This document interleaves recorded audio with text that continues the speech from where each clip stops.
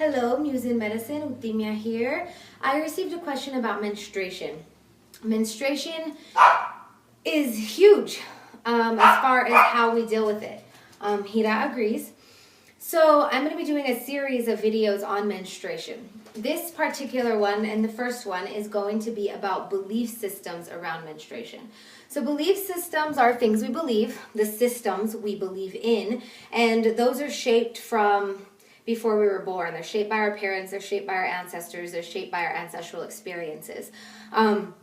So we can't really talk about any function of the body without talking about belief systems. Because language is something that's super strong and belief is something that's super strong. This has been proven by double-blind studies using placebos as well as pharmaceuticals or any other kind of treatment, and there not being that big of difference. Because if we believe that we are getting well, we will be getting well.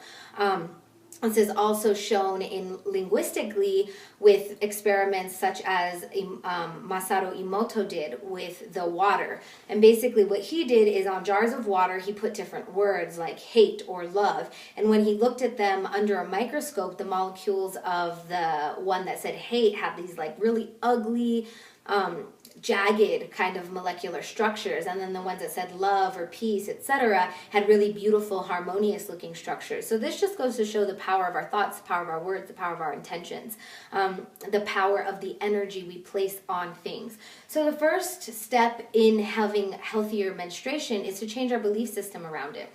First, we have to understand where the belief systems we grew up with came from and why they were given to us in that way.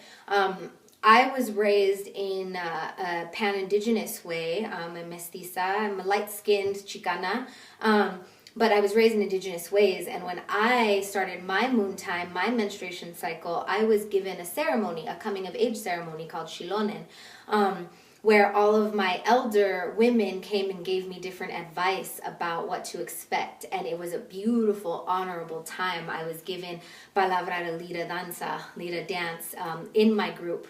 And everybody like praised the fact that I became a woman. And it was really beautiful. Now, not many women in the American society are as fortunate as I was to have been given such a graceful entry into womanhood. Upon colonization and conquest, there was a puritanistic view of the Adam and Eve and women carrying original sin, everyone carrying original sin, so that we immediately are given this viewpoint that our menses is the curse, okay? My dear friend Lady Speech Sankofa, who I encourage you all to follow on YouTube, she and I have been giving workshops around our moon cycle, lasts very many hours. 4 hours isn't nearly enough to complete that, so I'm going to be giving these ones in a series.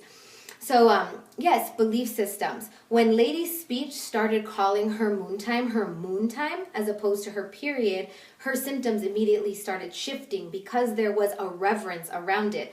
Traditionally, women are supposed to bleed with the moon, and when women are in tribe, when women are together, we begin bleeding together. In Dene tradition, which is what the Navajo call themselves, an auntie shared with me that they used to all go into the teepee together while they were bleeding, because they would all bleed together, and they would circle around when they slept, having their heads in the middle where the opening to the cosmos is, and they would dream together.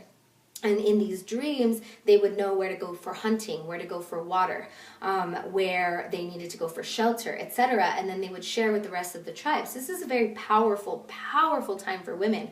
Many tribes around the world believe and know that when women give birth, we're directly open to the spirit realm. We are bringing spirit from the stars, from the cosmos, through our bodies and into the material. So women are the direct route from the spiritual to the material. And our menstruation is a sign of this. When we are menstruating, it is showing that we're not giving life at that time, that we are releasing what is no longer serving. So that's its own cleansing ceremonial time. So you'll find in different native tribes, women aren't allowed to go into ceremony or to go into sacred places during this time. And that is not a disrespect. That is not some kind of partisan thing that's saying that women are unclean or impure, or all of these patriarchal thoughts around it. What that is saying is that we are so powerful, we are having our own bodily ceremony, communing with spirit, with life and death. And that is why we don't need to go around to the arbor or into sweat lodge or to teepee ceremony, because we are already having our own ceremony. And there are traditions around this.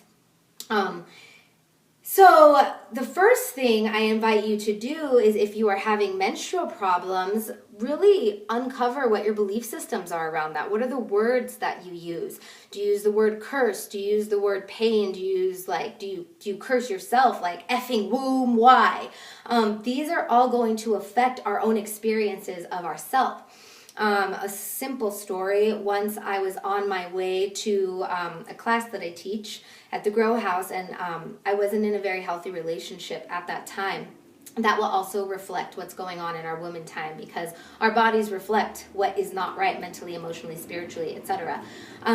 So I was having pain, and I stopped having menstrual issues once I started on this path, and I started addressing my diet and my lifestyle habits and my belief systems, etc. Anyways, I was driving, and I was like at a 4 of 10, and I was pissed. I was like, man, I'm doing all this work. Why?